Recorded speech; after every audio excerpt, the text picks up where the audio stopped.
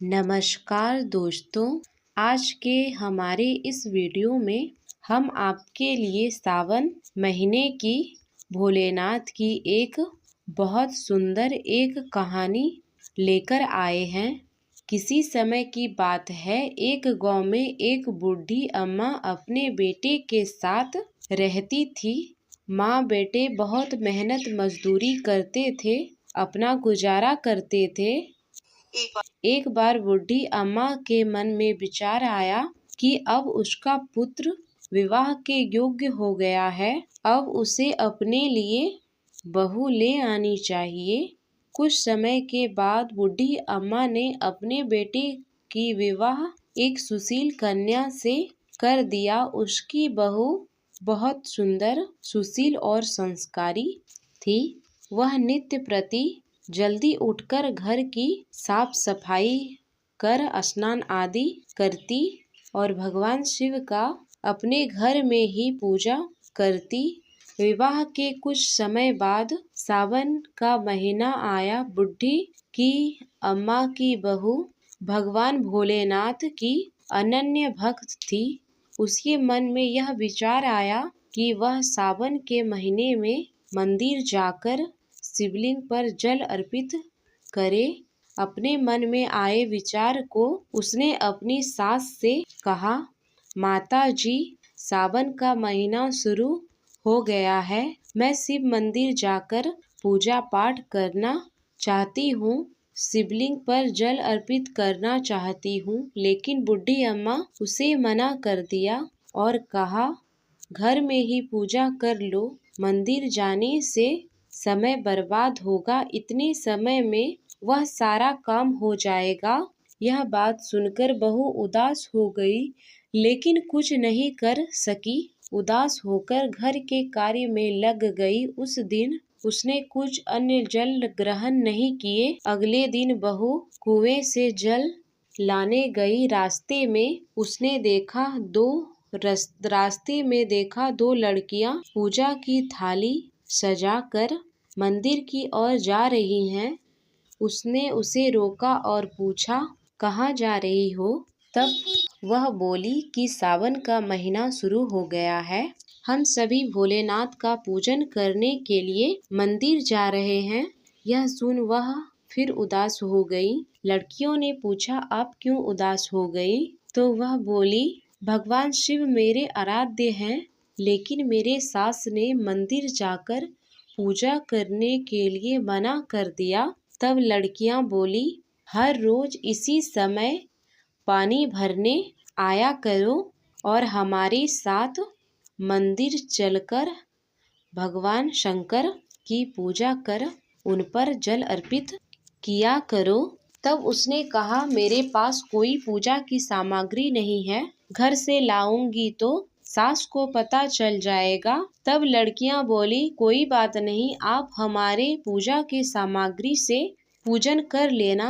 यह सुनकर वह बहुत खुश हुई और रोज उनके साथ मंदिर जाने लगी, जहां वह शिवलिंग पर जल चढ़ाती और भक्ति भाव से भोलेनाथ की पूजा करती और उनसे कहती, मैंने अपने सास से यह बात छुपाई है, इसके लिए आप क्षमा कर दीजिएगा। पूरा सावन का महीना बीत गया। सावन के अंतिम दिन उसने सोचा, पूरा महीने मैंने इन लड़कियों के पूजन सामग्री से पूजा करी है, आज तो मुझे कुछ अपना भोलेनाथ को अर्पित करना चाहिए। ऐसा सोचकर उसने अपने नाक से सोने की नथ उतारी और उसे धोकर शिवलिंग पर अर्पित कर दिया और पूजा कर घर आ गई। घर आकर वह अपनी सास से नजर छुपाए इधर उधर घूम रही थी, क्योंकि वह जानती थी उसके नाक नथ ना देखकर सास जरूर पूछेगी, नथ कहाँ गई? ऐसे ही दोपहर हो गई।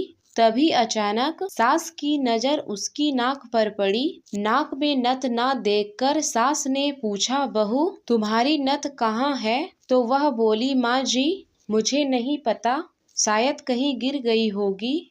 सास बोली, अच्छा ये बताओ कि तुम आज कहाँ कहाँ गई थी? वहीं जाकर ढूंढ लेंगे।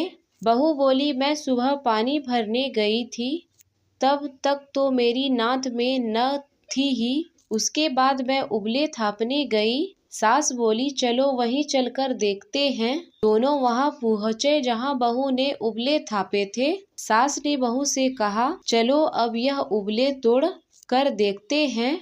दोनों सास और बहू उबले तोड़ने में लग गए। जैसे ही दोनों ने उबले तोड़े, दोनों के उबलों में एक एक नत निकली। सास बोली, नत तो एक ही थी, तो यह दो कैसे हो गए? इसके बाद सास ने एक एक कर सारे उबले तोड़ने शुरू किए। अब सास सारे उबले तोड़ते जाए, उसमें से एक एक नत निकलते जाए। सास ने बहू की ओर देखा और पूछा, यह क्या मांजरा है? तब बहू ने सास से क्षमा मांगते हुए सारी बात उसे बता दी और कहा, यह भगवान भोलेनाथ का आशीर्वाद है।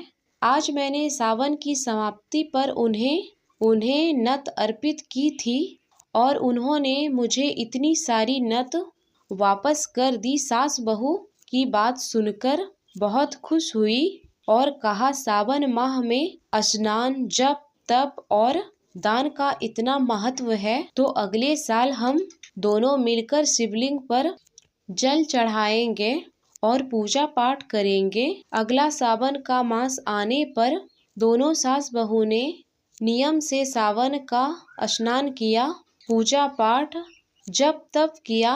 भगवान भोलेनाथ की कृपा से बूढ़ी अम्मा का घर अन्न धन के भंडार भर गए। बहू को एक सुंदर पुत्र रत्न की प्राप्ति हुई।